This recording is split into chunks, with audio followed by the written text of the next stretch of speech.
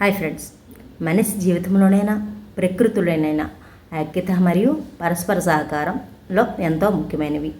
ఒక్కొక్కరు గొప్పతనాన్ని నిరూపించుకోవాలనే అహంకారం చివరకు అందరికీ నష్టాన్ని కలిగిస్తుంది. ఈ సత్యాన్ని పంచభూతాల కథ ద్వారా చక్కగా వివరించే నీతి కథ ఎవరు గొప్ప.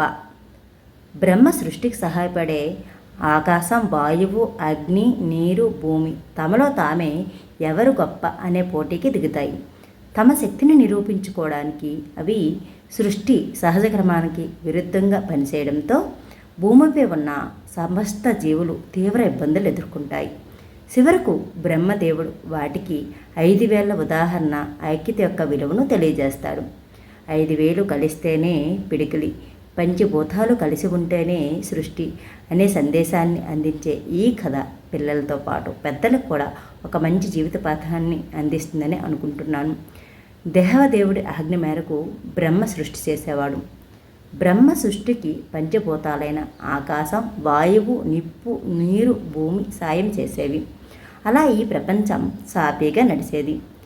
ఇలా కొన్ని వేల సంవత్సరాలు గడిచాక పంచభూతాల మనసులు మారాయి. గర్వం పెరిగింది. అసూయ, ద్వేషం వాటి మనసుల్లోకి ప్రవేశించాయి. పరస్పరం ఒకదాని మీద ఒకటి కత్తులు దూసుకున్నాయి. నేను గొప్ప అంటే నేను గొప్ప అనుకున్నాయి. ఈ భూమండలానికి పైకప్పుల నేనే కాపాడుతున్నానని ఆకాశం అన్నది. జీవులకు ప్రాణవాయువునిచ్చి బ్రతికున్నది తానేనని గాలి చెప్పింది. జీవుల ఆహారం జీర్ణమయ్యేలా చేసేది తానేనని నిప్పు గారాలు పోయింది. జీవుల ఆహారానికి అవసరమయ్యే పంటలు పండటానికి కారణం నేనేనని నీరు పేర్కొంది. అసలు ప్రాణం నిలబడిందే నా మీద అన్నది భూమి.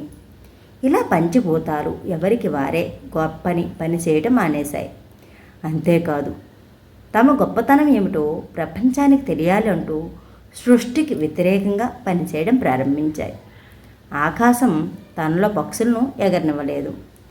మేఘాలను తనలో సంచరించనివ్వలేదు.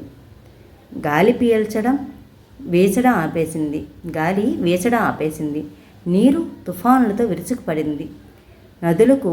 నదుల్లో పారనీయలేదు. నదుల్లో, సముద్రాల్లో నీటిని ఆవిరి కానీయలేదు. అగ్ని కార్చిచ్చయి భూమండలాన్నంతటిని దహించేసింది. జీవులు తిన్న ఆహారం జీర్ణం కాకుండా చేసింది. పంటలు పండడానికి, తాగటానికి నీరు లేకుండా చేసింది. నీరు భయంకరమైన భూకంపాలు తాగటానికి నీరు లేకుండా చేసింది నీరు. ఇక భయంకరమైన భూకంపాలు పుట్టించింది భూమి. పంచభూతాల ఈర్ష్య, ద్వేషం వలన ఈ భూమి మీద అన్ని ప్రాణులకు పెద్ద కష్టం వచ్చింది. ప్రపంచం పీల్చడానికి గాలి లేక, తాగటానికి నీరు లేక, తినడానికి తిండి లేక, ఉండడానికి నిలువ నీడ లేక అల్లాడిపోయింది, విలవిల్లాడింది. అన్ని ప్రాణులు బ్రహ్మదేవుడి దగ్గరికి వెళ్ళి తమకొచ్చిన పెద్ద కష్టాన్ని తొలగించమని వేడుకున్నాయి. జీవుల కష్టం కల్లార చూసిన బ్రహ్మదేవుడు పంచభూతాలకు రమ్మని కబురంపాడు. తన వద్దకు వచ్చిన పంచభూతాలతో బ్రహ్మ ఇలా చెప్పాడు: ఈ ప్రపంచంలో చిన్న పెద్ద పనులుండవు. మంచి పని, చెడ్డ పని ఉంటాయి. చేతికున్న 5 వేళ్లలో ఏది గొప్పది? 5 గొప్పవే. 5 వేలు కలిస్తేనే పిడికిలి. పంచభూతాలు 5 కలిసి ఉంటేనే సృష్టి. మీ 5గురు లేని నాడు సృష్టి లేదు, నేను లేను.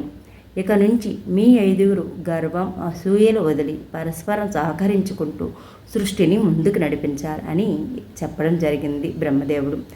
తమ తెలివి తక్కువతనానికి పంచభూతాలు సిగ్గుపడి ఆ తర్వాత నుండి పూర్వంలా కలిసిమెలిసి సృష్టిని ముందుకు నడిపించడంలో బ్రహ్మదేవుడికి సాయం చేశాయి. సో ఈ విధంగా ఎవరు గొప్ప అనేది ఎవరు ముందు చెప్పలేం. ఎవరిలో ఏ టాలెంట్ ఉంటుందో తెలియదు కాబట్టి ప్రతి ఒక్కరూ కూడా గొప్పే. సో ఈ విధంగా ఎవరము గర్వంతో ఉండకుండా మంచిగా నలుగురం కూడా అందరం కలిసి పనిచేసుకునే విధంగా ఉండాలనేదే ఈ కథ యొక్క నీతి.